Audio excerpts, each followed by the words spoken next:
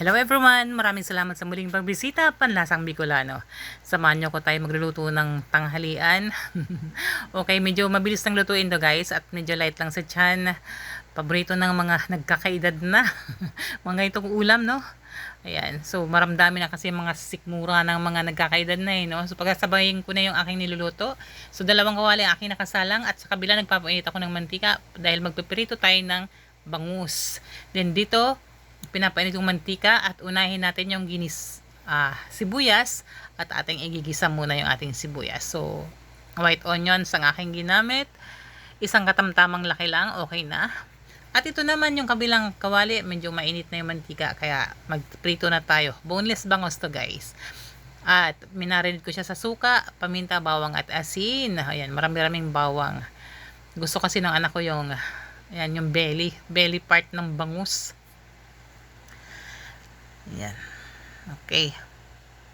So, balik na tayo sa ating ginigisa. Ilagay na natin yung ating bawang. Ayan. So, kailangan ng pagsabayin para sabay na pagkakain ka para yung mainit yung inyong kakainin, no? Hindi tumigas yung prito nyo dahil matagal lang naluto at saktong mainit pa rin yung sabaw ng ating gulay. So, ang aking pangsahog na ginamit ito ay giniling. Halagang isang guhit lang to guys. So, halagang 50 pesos. 80% ng lean meat at 20% ng fats. Yan, importante lang makakuha tayo ng kaunting mantika sa taba ng baboy para naman malasa yung ating niluluto. So, hintayin lang natin maluto mabuti yung ating pork giniling dahil mabilis lang maluto yung ating gulay na lulutuin dito, no? So, sigurado tayo na dapat luto na yung ating karne. Dinagad ako ng kaunting paminta.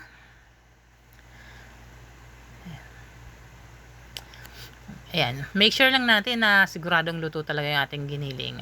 Once nasa tingin natin na medyo tostado na ito at nagmamantika na yung medyo parting taba ng ating pork giniling, ay sa tingin nyo okay na yan. Mahalaga lang luto talaga yung karne. Lalong-lalo na pag mabilis maluto yung inyong mga gulay. Ayan, pagpasensya na, no? Daldal ko, no?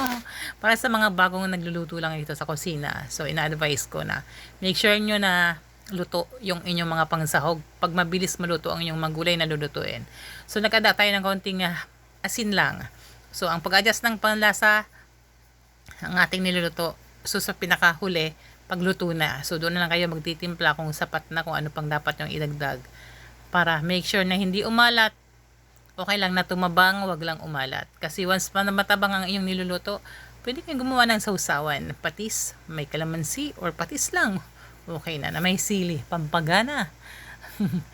Okay guys, okay na tong ating pork giniling. At ating ilagay na tong mais. Ayan, ginadgad na mais to guys. 3 pirasong puting mais to. Medyo lagkitan siya. Ayan.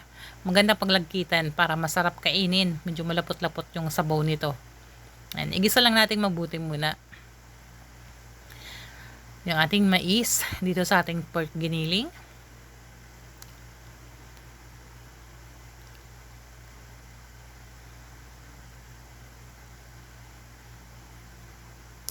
Yan, napahingan kayo ng bibig ko, no?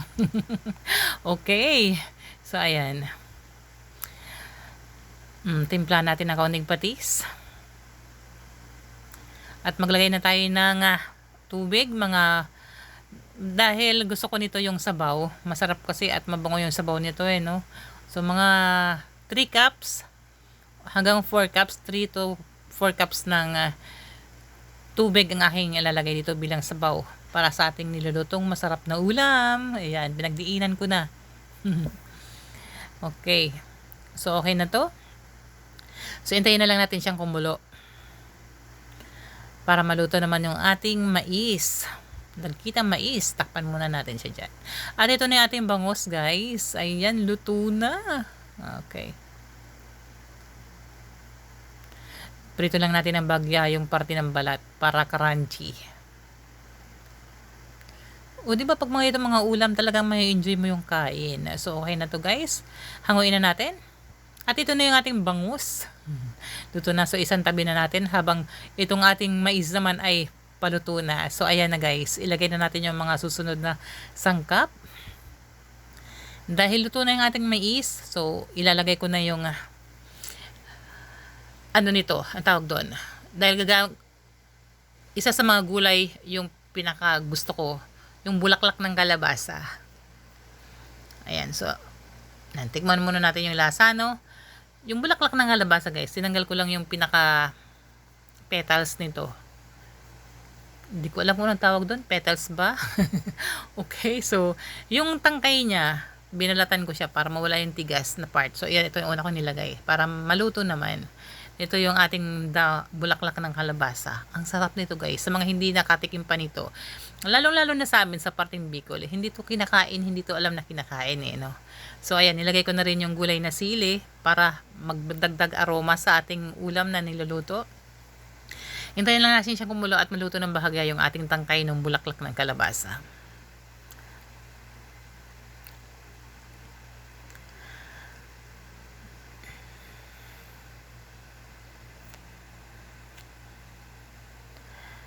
Okay. So, ayan na guys. Medyo kumukulo-kulo na uli. After natin ilagay yung ating mga gulay, timplahan na natin ng pampalasa. So, gumagamit ako ng MSG pag ganitong mga ulam. Yan. So, yung katamtaman lang, hindi siya yung mga 1/4 teaspoon lang yan ha. So, hindi madami. Tikman na natin kung sakto na yung lasa.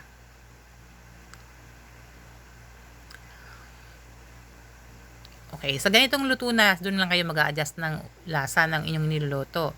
Kaya hindi po pwedeng sa simula pa lang titimpla, lalagyan nyo na ng maraming asin or sa tingin nyo sapat na asin, wag.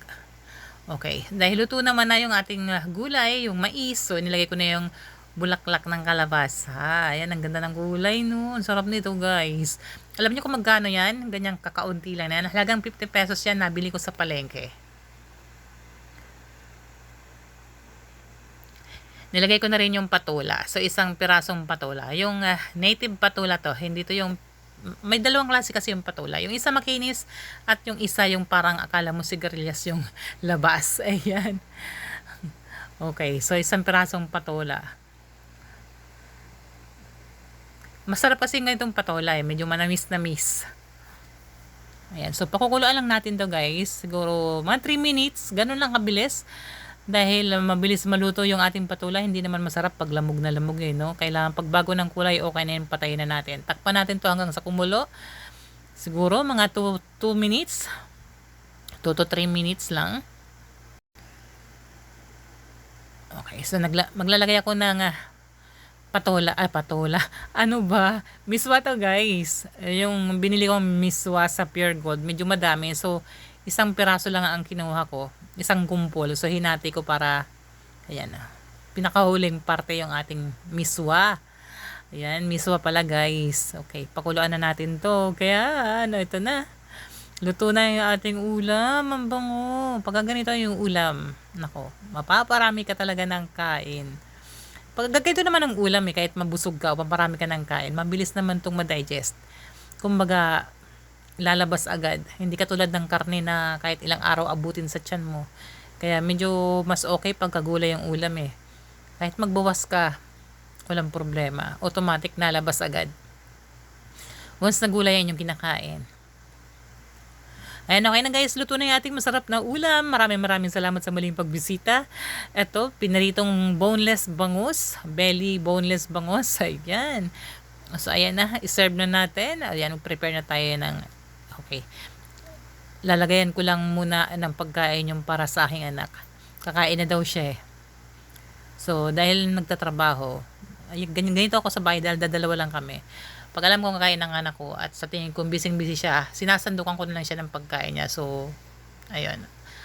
Dadalhin ko lang siya sa kanyang kwarto. Doon na siya kakain habang nagtatrabaho, kumakain. So, ganun lang.